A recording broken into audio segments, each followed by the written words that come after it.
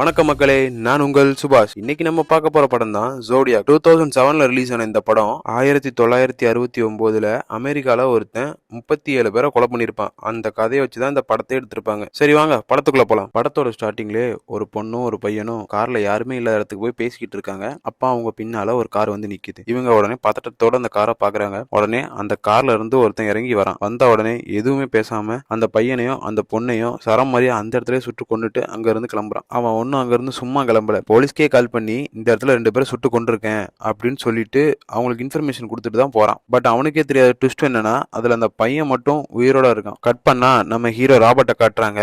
அவன் already marriage ஆகியிருக்கும். But பிரிஞ்சு அவன் பையனோட வாழ்ந்துட்டு இருப்பான். மார்னிங் அவன் பையனை ஸ்கூல் டிராப் பண்ணிட்டு ஆபீஸ்க்கு போவான். நம்ம ராபர்ட் குரோனிக்கல்ஸ் அப்படின்னு ஒரு பத்திரிகையில கார்ட்டூன் ஆர்டிஸ்டா வேலை பார்த்துட்டு இருப்பான். அதே ஆபீஸ்ல நம்ம எல்லாருக்கும் தெரிஞ்ச ஒரு முக்கியமான ஆளை இன்ட்ரோ தராங்க. அதுதான் நம்ம அயன்மேன். அவர் இந்த மூவில ஒரு கிரைம் ரிப்போர்ட்டரா வேலை பார்த்துட்டு இருப்பாரு. அதே டைம்ல அந்த ஆபீஸ்க்கு ஒரு லெட்டர் வருது. அதாவது கொலை நடந்து கரெக்டா 4 வாரம் கழிச்சு இந்த லெட்டர் அவன் அனுப்பியிருக்கான். பட் அந்த லெட்டர்ல அவனோட நேமும் எதுவுமே அவன் மென்ஷன் பண்ணல. 3 பசிலையும் அனுப்பியிருப்பான். இதை வந்து அவங்க பத்திரிகையில 12 மணிக்குள்ள அவங்க பப்ளிஷ் பண்ணலன்னா நான் அடுத்து 12 பேரை கொடூரமா கொல்லுவேன் அப்படின்னு சொல்லி எழுதியிருப்பான். ஃபர்ஸ்ட் இதை அவங்க சீரியஸா எடுக்காம இவன் ஏதோ நம்மளை பிராங்க் பண்ணிக்கிட்டு இருக்கான் அப்படின்னு நினைச்சு நம்ம அயன்மேன் என்ன பண்ணுவாரு, வெலேஜோ அப்படிங்கிற இடத்துல அந்த கொலை நடந்திருக்கும். ஸோ அந்த ஸ்டேஷனுக்கு கால் பண்ணி இவன் சொன்ன இன்ஃபர்மேஷன் எல்லாம் செக் பண்ணுவாங்க. அது எல்லாமே கரெக்டா இருக்கும். ஸோ அதுக்கப்புறம் தான் இவங்க வந்து இந்த கேஸையே ஒரு சீரியஸான இதாக எடுத்துப்பாங்க. அதுக்கப்புறம் இந்த பசில வந்து அவங்க பத்திரிகையில ஒரு ஆர்டிக்கலா இவங்க வந்து போஸ்ட் பண்றாங்க. ஒருவேளை மக்கள் யாராவது அந்த கோடை கண்டுபிடிச்சாலும் அது நமக்கு நல்லதுதான். அப்புறம் அந்த பசில வந்து இவங்க பப்ளிஷ் பண்றாங்க. யாரெல்லாமோ அதை டீகோட் பண்ண ட்ரை பண்றாங்க. போலீஸ் டிபார்ட்மெண்டா இருக்கட்டும், ஆர்மியா இருக்கட்டும், எல்லாரும் ட்ரை பண்ணிட்டு இருக்காங்க. பட் யாராலையுமே அந்த பசில வந்து டீகோட் பண்ணவே முடியல. கடைசியில என்ன நடக்குது, ஒரு சோசியல் டீச்சரும் அவங்களோட ஒய்ஃபும் சேர்ந்து அந்த பசில வந்து டீகோட் பண்ணி அனுப்புறாங்க. அதுல நம்ம ராபர்ட் சொன்ன மாதிரி அவனோட நேம் எதுவுமே இல்லை. இதை பார்த்து இம்ப்ரெஸ் ஆன நம்மளோட அயன்மேன் என்ன பண்றாரு, அந்த பசில வந்து நம்ம ராபர்ட் கிட்ட காட்டுறாரு. அதுல நம்ம கில்லர் பையன் என்ன எழுதியிருக்கான்னா, கொலை பண்ணும்போது தான் நான் ரிலாக்ஸா ஃபீல் பண்றேன். லைக் காட்டுல மிருகங்களை வேட்டையாடும் போது என்ன ஃபீல் இருக்குமோ எனக்கு அந்த மாதிரி தான் இருக்கு. அண்ட் அதே டைம்ல நம்ம பத்திரிகை ஆபீஸ்க்கு செகண்ட் லெட்டர் வருது. அதுல வந்து நம்ம கில்லர் வந்து அவனோட பேரையே மென்ஷன் பண்ணி அனுப்பிட்டான், ஜோடியாக் அப்படின்னு. கட் பண்ணா 1.5 மாசம் கழிச்சு செப்டம்பர் 27, 1969ல கலிபோர்னியா லேக் கிட்ட ஒரு கப்பல்ஸை காட்டுறாங்க. அவங்க அங்க ரொமான்ஸ் பண்ணிக்கிட்டு இருக்கும்போது நம்ம கில்லர் அங்க வந்துடுறான். ஃபேஸ் தெரியாத மாதிரி அவன் மூஞ்ச கவர் பண்ணிட்டு துப்பாக்கி கையில வச்சுட்டு இவங்களை வந்து ஒரு திருட மாதிரி மிரட்டிட்டு இருக்கான். இவங்களும் பயந்து போய் அவங்ககிட்ட இருக்க எல்லாத்தையும் நான் கொடுத்துட்றேன் அப்படின்னு சொல்றாங்க. ஆனா நம்ம கில்லர் என்ன சொல்றான், அந்த பொண்ணு கிட்ட ஒரு கயிறை கொடுக்குறான். கொடுத்துட்டு அவனோட கையை பின்னாடி கட்டு அப்படின்னு சொல்லி அவனோட கையை கட்ட சொல்றான். கட்டி முடிச்சதுக்கு அப்புறம் இந்த பொண்ணோட கையை இவனை கட்டிட்டு அவங்க 2 பேரையும் குப்புற படுக்க போட்டு கத்தியால ஈவி இறக்கமே இல்லாம ஏதோ ஒரு மிருகம் மாதிரி பல தடவை அவங்க 2 பேரையும் குத்தியே கொலை பண்ணுவான். கொலை பண்ணிட்டு நம்ம கில்லர் போலீஸ்க்கு கால் பண்ணிட்டு, வணக்கண்டா மாப்பிள்ள, நான் தான் கில்லரு, அடுத்த பாடி குளத்துக்கிட்ட கிடக்குது, போய் பொறுக்கிக்கோங்க அப்படின்னு கேஷுவலா பேசிட்டு போயிருவான். அதே டைம்ல நம்ம ராபர்ட்டை காட்டுறாங்க.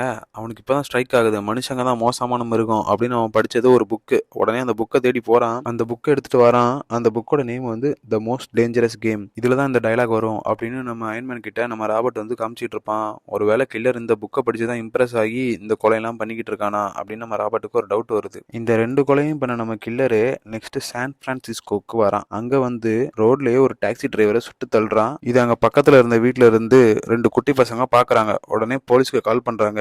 பட் போலீஸ் அங்க வர்றதுக்குள்ள நம்ம கில்லரு அங்க இருந்து எஸ்கேப் ஆயிடுறான். பட் இங்க போலீஸா வர்றது யாருன்னா நம்ம ஹல்க்கு. அவர் வந்து இந்த படத்துல வந்து போலீஸ் ஆபீசரா வருவாரு. அவர் நேம் வந்து தேவ். அவரும் அவரோட பார்ட்னரும் வந்து இன்வெஸ்டிகேட் பண்ணுவாங்க. பட் அங்க அறகுறையா இருக்க ஃபிங்கர் பிரிண்ட்ஸை தவிர இவங்களுக்கு வந்து எதுவுமே கிடைக்காது. பட் நம்ம ஜோடியாக் என்ன பண்ணுவான், நான் தான் அதை கொலையை பண்ணேன் அப்படின்னு எல்லாருக்கும் தெரியணுங்கிறதுக்காகவே ஒரு டாக்ஸி டிரைவர் இப்போ கொலை பண்ணானே அவனோட பிளட் ஸ்டெயின் இருக்க ஒரு கிளாத் எடுத்து அண்ட் இதெல்லாம் நான் தான் பண்ணேன் அப்படின்னு ஒரு லெட்டரையும் எழுதி அவங்களுக்கு வந்து அனுப்பி வச்சிருப்பான். எனக்கு பெரியவங்களை கொலை பண்ணி போர் அடிச்சிருச்சு. இனிமே ஸ்கூலுக்கு போற சின்ன பசங்களை அவங்க வேன்ல இருந்து தூக்கிட்டு போய் கொலை பண்ண போறேன். அதுவும் என் கையாலே ரசிச்சு ரசிச்சு கொள்ளுவேன் அப்படின்லாம் எழுதியிருப்பான். இதை பார்த்துட்டு அவங்க எல்லாம் ஷாக் ஆறாங்க.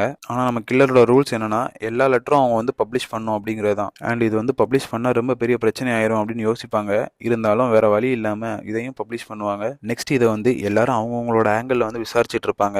அப்ப நம்ம தேவும் ஜோடியாக்கும் அக்டோபர் 25, 1969 அன்னைக்கு ஒரு சேனல்ல லைவா பேச போறாங்கன்னு சொல்றாங்க.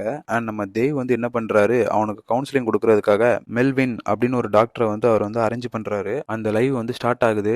நம்ம தேவும் மெல்வினும் கில்லர் கிட்ட பேசிட்டு இருக்காங்க. பேசிட்டு இருக்கும்போது நம்ம கில்லர் என்ன பண்றான், திடீர்னு கத்த ஆரம்பிச்சிடறான். இவங்க என்னடா ஆச்சு அப்படின்னு கேட்கும்போது, நான் இப்படிதான் திடீர்னு எனக்கு வந்து ஒரு மாதிரி ஆயிரும், கொலை பண்ணலன்னா நான் வந்து பைத்தியம் ஆயிருவேன் அப்படின்னு சொல்லுவான். இதெல்லாம் கேட்டுட்டு நம்ம மெல்வின் என்ன சொல்லுவாரு, கேட்கவே கஷ்டமா இருக்கு, நம்ம ஏன் மீட் பண்ணக்கூடாது, நான் உனக்காக கவுன்சிலிங் கொடுக்குறேன் அப்படின்னு சொல்லிட்டு நான் சொல்ற இடத்துக்கு நீ வா அப்படின்னு கூப்பிடுறாரு. பட் நம்ம கில்லர் என்ன சொல்றான், நோ என்னாலலாம் அங்கெல்லாம் வர முடியாது, நீங்க வேணா நான் சொன்ன இடத்துக்கு தனியா வாங்க அப்படின்னு சொல்றான். நம்ம மெல்வினும் சரி ஓகே அப்படின்னு கிளம்பி போறாரு. ஆனா இவங்க போறது வந்து யாருக்குமே தெரியாம இருக்கும்னு நினைச்சிட்டு பண்ணணும். கிட்டத்தட்ட 50-60 போலீஸ் ஹெலிகாப்டர்னு ஒரு மினி ராணுவத்தை அங்க இறக்கிட்டு போறாங்க. இதை பார்த்துட்டு நம்ம கில்லரு அங்க வரவே மாட்டான். பாக்குற நமக்கே தோணும், யாரா இவனுங்க இப்படிலாம் பண்ணிக்கிட்டு இருக்கானுங்க, இப்படி பண்ணா எவன்டா வருவான், உங்களுக்கு எல்லாம் மூளை தலையில இருக்கா இல்ல முட்டியில இருக்கா அப்படிங்கிற மாதிரி ஃபீல் ஆயிரும். ஒரு பொண்ணு ஹைவேல அவரோட குழந்தையோட கார்ல போயிட்டு இருக்கதா காட்டுறாங்க. அப்ப பின்னாடியே வர நம்ம கில்லர் அந்த பொண்ணு கிட்ட நைஸா பேச்ச போடுறான். பேச்ச போட்டுட்டு என்ன சொல்றான், உன்னோட கார்ல வந்து டயர் வந்து லூஸா இருக்கிற மாதிரி இருக்கு, ஸோ நிப்பாட்டுங்க, நானே உங்களுக்கு வந்து ஃபிக்ஸ் பண்ணி தரேன் அப்படின்னு சொல்லிட்டு அந்த டயரை வந்து இவனே மாட்டுற மாதிரி மாட்டிட்டு இருக்கான். இதை பார்த்துட்டு அந்த பொண்ணு, ச்சே எவ்வளோ நல்லவனா இருக்கான் அப்படின்னு யோசிச்சுட்டு இருக்கும்போதே நம்ம கில்லர் வந்து சரி ஓகே அப்படின்னு சொல்லிட்டு கிளம்புறான். இவங்க கிளம்பி கொஞ்ச தூரம் போறதுக்குள்ள அந்த பொண்ணோட கார்ல இருக்க டயர் மறுபடியும் தனியாவே கழண்டு விழுந்துருது. உடனே முன்னாடி போன நம்ம கில்லர் என்ன பண்றான், அகைன் ரிவர்ஸ் வந்து ஐயோ ஒழுங்கா மாட்டல போலயே, சரி வாங்க நானே உங்களை டிராப் பண்ணிடுறேன் அப்படின்னு சொல்லிட்டு அவங்கள வந்து கார்ல ஏத்திட்டு போறான். கார் செம ஃபாஸ்டா போகுது. இவன் மோசமானவன்னு தெரியுது. ஸோ அந்த லேடி வந்து குழந்தையோட வெளியே குதிச்சிடுறாங்க. ஆனா அவங்க 2 பேருக்கும் எதுவும் ஆகாம அந்த அம்மாவும் அந்த குழந்தையும் தப்பிச்சிடுறாங்க. ஏன்டா ஒன்றும் பண்ணாம விட்டான்னு பார்த்தா அவன் வந்து வேணும்னு தான் அவங்கள வந்து எதுவும் பண்ணாம விட்டுருப்பான். எதுக்குன்னா இவனை பத்தி தெரியணும், இவன் எவ்வளவு மோசமானவன் அப்படின்னு ஊருக்கே தெரியணும் அப்படிங்கிறதுனால அவனை விட்டு போயிருப்பான். பட் நம்ம அயன்மேன் என்னன்னா இதை கண்டுபிடிச்சிருவாரு, இவன் ஏதோ ஏமாத்திட்டு இருக்கான் அப்படிங்கிறத கண்டுபிடிக்கிற நம்ம அயன்மேன் என்ன பண்றாரு, நம்ம ராபர்ட்டை தனியா கூப்பிட்டு நான் அவங்க கிட்ட பேசணும் அப்படின்னு சொல்லி ஒரு லைப்ரரி கூட்டு போயிட்டு அங்க இருக்க பழைய ஆர்டிக்கல்லாம் எடுத்து காமிக்கிறாரு. அதுல வந்து என்ன போட்டிருக்குன்னா, கொலை நடக்கிறதுக்கு 2 நாளுக்கு முன்னாடி வந்து ஒரு நியூஸ் வந்திருக்கும். அதுல அந்த ஆர்டிக்கல் என்ன எழுதியிருக்காங்களோ அதை தான் கில்லர் வந்து 2 நாளுக்கு அப்புறம் அவன் பண்ண மாதிரி மறுபடியும் அந்த பத்திரிகை ஆஃபீஸ்க்கு லெட்டர் போடுறான். ஸோ இது எல்லாமே இவன் பண்ணது இல்ல, நடந்த 3 கொலை மட்டும் தான் இவன் பண்ணது, இப்ப இருக்கிறது எல்லாமே இவன் சும்மா பண்ணிட்டு இருக்கான் அப்படிங்கறத கண்டுபிடிச்சு நம்ம அயன்மேன் வந்து அதை வந்து எக்ஸ்போஸ் பண்றாரு. இதுல வெறியான கில்லர் என்ன பண்றான், அடுத்து ஒன்னதாண்ட கொல்ல போறேன் அப்படின்னு நம்ம அயன்மேனுக்கு லெட்டர் போடுறான். நான் வந்து லீவ்ல போறேன், எனக்கு வந்து கொஞ்சம் சேஃப்டி வேணும் அப்படின்னு சொல்லிட்டு எஸ்கேப் ஆயிடுறாரு. கிட்டத்தட்ட 2 வருஷமா இந்த கேஸ் வந்து இழுத்துக்கிட்டே போகுது. நம்ம கில்லர் என்ன பண்றான், நடக்கிற எல்லா கொலையும் நான் தான் பண்ணேன் அவனும் லெட்டர் அனுப்பிக்கிட்டே இருக்கான். ஸோ இதுல காண்டானவங்க என்ன பண்றாங்க,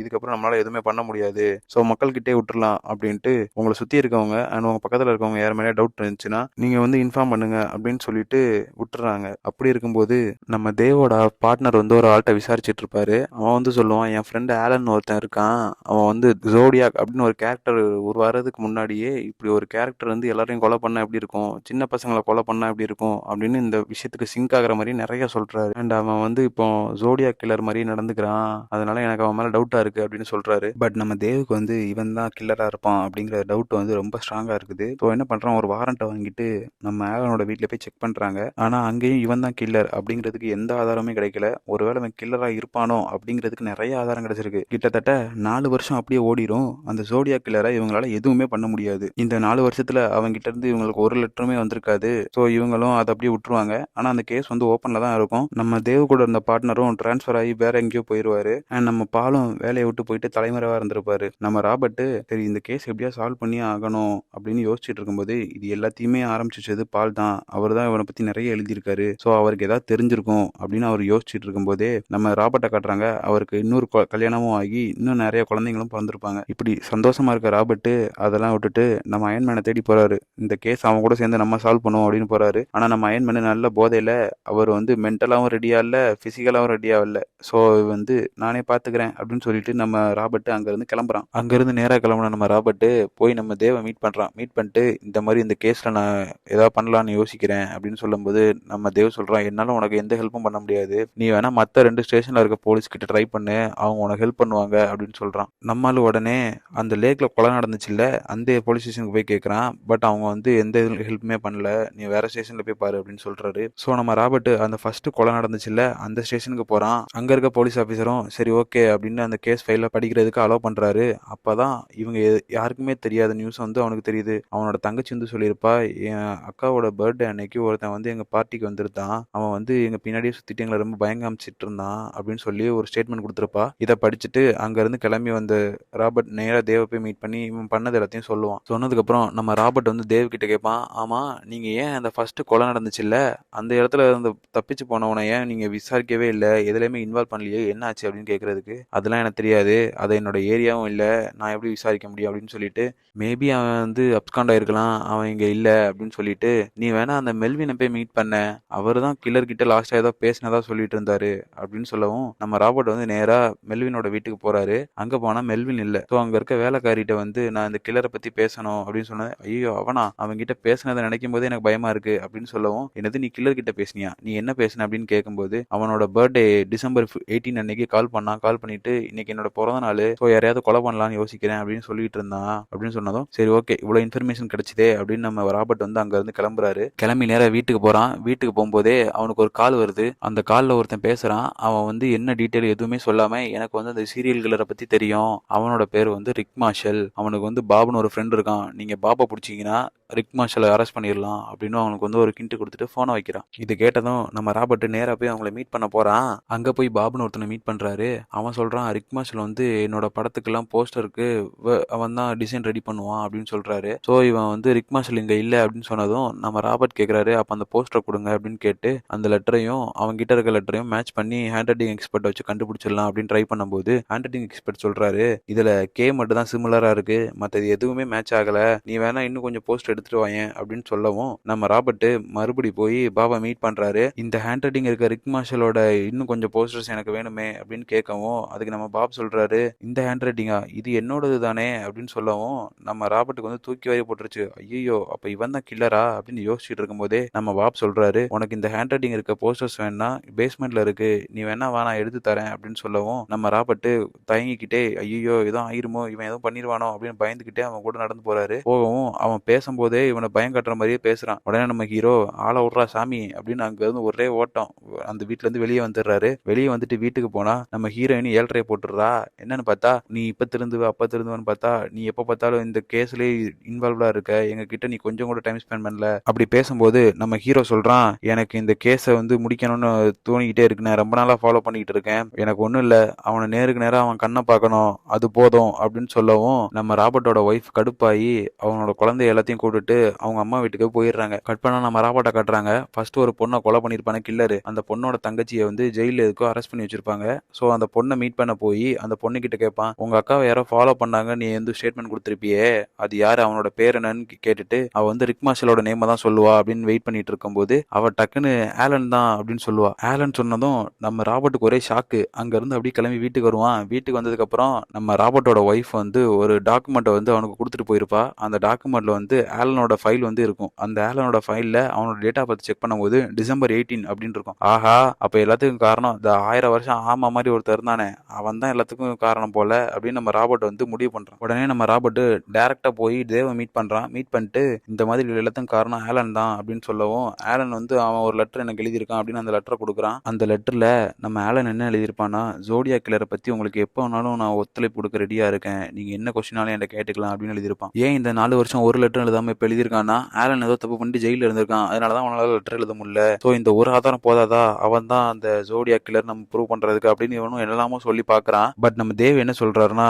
இதெல்லாம் எனக்கு பத்தாது, உனக்கு இப்ப என்ன வேணும், இதை வச்சு நீ கதை எழுதி சம்பாதிக்கணும் அவ்வளவுதானே, நீ எழுதி சம்பாதிச்சுட்டு உருப்படுற வழியே போரு அப்படின்னு சொல்லிட்டு அனுப்பி விட்டுறாரு. நம்ம ராபர்ட்டும் கொஞ்ச நாள் கழிச்சு ஒரு ஷாப்பிங் மால் போகும்போது அங்க இந்த 1000 வருஷம் ஆமா மாதிரி இருக்க நம்ம ஆலன் இருப்பான். அவனை பார்த்துட்டு ஒரு லுக் விடுவாரு, நீ தாண்டா கில்லரு எனக்கு தெரியும் அப்படின்னு ஒரு லுக்கை விடுவான். அதை பார்த்துட்டு நம்ம ஆலனும் அவனை ஃபேஸ் பண்ண முடியாம ஒரு மாதிரி தயங்கி தயங்கி முழிச்சுக்கிட்டு இருப்பான். இதை பார்த்துட்டு நம்ம ஹீரோ சரி ஓகே நான் கண்டுபிடிச்சிட்டேன், நான் ஜெயிச்சிட்டேன் அப்படின்னு அங்க இருந்து வெளியே வந்துருவான். இதுல நம்ம ராபர்ட் அவன் பொண்டாட்டிட்ட சொன்ன மாதிரி அந்த கில்லரோட கண்ணை நேருக்கு நேரா பார்த்துட்டு அங்க இருந்து கிளம்பிடுவான். அதுக்கப்புறம் கட் பண்ணா 1992ல இந்த ஃபர்ஸ்ட் கொலையில தப்பிச்சானே ஒரு பையன், அவனை வந்து கூப்பிட்டு வந்து ஆலனோட போட்டோவை சேர்த்து ஒரு 10-15 போட்டோ வச்சுட்டு, இதுல யாரு உன்னை கொலை பண்ணவங்க, நீ நேர்ல பாத்தியே நீ சொல்லு அப்படின்னு கேட்கவும், அவன் ஆலனோட போட்டோவை டைரக்டா கை காமிச்சிட்டு இவனை மாதிரி ஒரு 70% இருப்பான் அப்படின்னு சொல்லவும் ஓகேன்னு அதோட படத்தை முடிக்கிறாங்க. கடைசி வரைக்கும் அந்த கில்லர் யாருன்னு யாருக்கும் தெரியல. இன்னைக்கு வரைக்கும் இந்த கதை ஒரு அன்சால்வ்டு கேஸா தான் இருக்கு. அமெரிக்கால எல்லாரையும் நடுங்க வச்ச ஒரு கில்லர் தான் நம்ம ஜோடியாக்கு. கிட்டத்தட்ட 37 கொலைக்கு மேல பண்ணியிருக்கான். அவன் உயிரோட இருக்கானா இல்லையா, இறந்துட்டானா அப்படிங்கறது இன்னும் யாருக்கும் தெரியல. மேபி நம்ம ஜோடியாக்கு இப்ப கூட உயிரோட இருக்கலாம். ஓகே மக்களே, இதோட இந்த படம் முடியுது. இது மாதிரி இன்னொரு டிஃபரெண்டான படத்துல வந்து உங்களை மீட் பண்றேன். இது மாதிரி டிஃபரெண்டான படத்தை தெரிஞ்சுக்கிறதுக்கு ஹவுஸ் ஆஃப் சினிமாஸை சப்ஸ்கிரைப் பண்ணிக்கோங்க. டாடா.